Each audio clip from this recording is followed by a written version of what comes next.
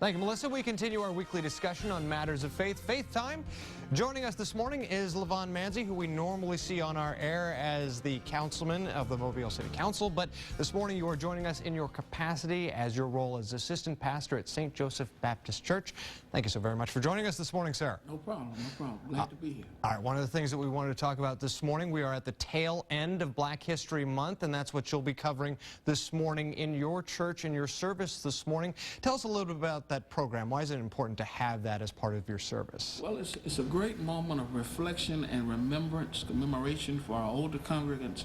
It's a period of enlightenment for our younger ones. Hold on, Levon. Let me just turn on your microphone here. I forgot to turn it on before we started the segment, sir, and I apologize for this. All right, let's start over. Sure. Sorry about that.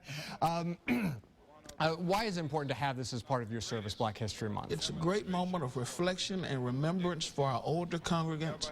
It's a period of enlightenment for our younger ones, for them to realize exactly how far we've come and how precious the freedoms that we enjoy and the purchase and the price of those freedoms for those who've gone before us. You'll obviously be covering some of the great figures in Black history. We're showing video of Martin Luther King Jr. He's got to be one of the big guys when you think about Black History Month and also the Civil Rights Movement. Can you talk a little bit about how faith and religion and churches, they played a role in the Civil Rights Movement? Well, faith and religion and the church essentially was the epicenter of the Civil Rights Movement. It was one of the few structures that African Americans had control over, that men really had powerful leadership positions in.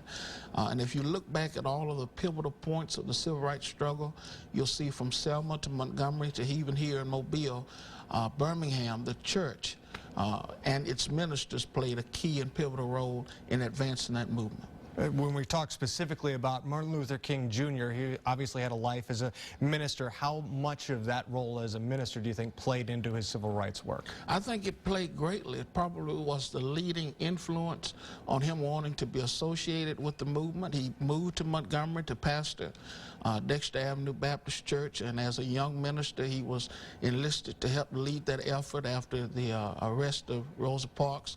And so I'm certain that his faith was the cornerstone of his civil rights activities, and he proved that throughout his living.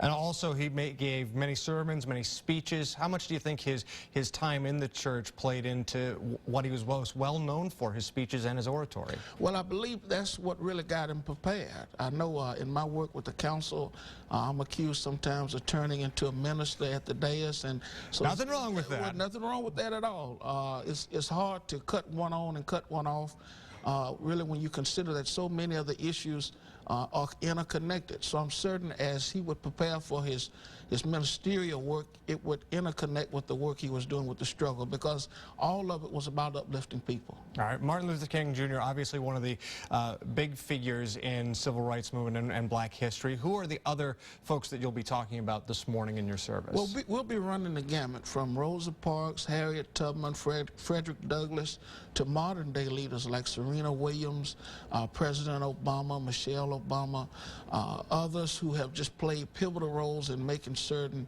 that we have positive role models for our young people to emulate today. And a lot of people might think that history and religion are mutually exclusive, but why do you think it's important to have a program like this, a historical program, as a part of your church service? Well, if you don't recognize and remember where you come from, you suffer the chance of traveling down that road again. And we suffer from a generation who really have become detached in 30, 40, 50 short years from the struggles, from the strife that many of our foreparents had to endure. If you look at our voter participation rates, you look at some of the crime, some of that I believe is tied to this detachment. So I think it's incumbent upon our churches to keep it prevalent, to keep it relevant, and make sure that our younger generation understands that those things that you enjoy now, just as they're quick to come to you, are just as quick to leave. And what do you hope your parishioners come away with today after they leave their service? Well, I hope they leave there with a sense of spiritual pride, a sense of cultural pride, and realizing that that Black history, while it's important, and it's important to recognize it and observe it, that they're making Black history each and every day, so we have to continue to write a chapter in Black history's page book. Levon Manzie with St. Joseph Baptist Church, thank you so very much for joining us this morning on this edition of Faith Time. News 5 this morning, Sunday, will continue after the break.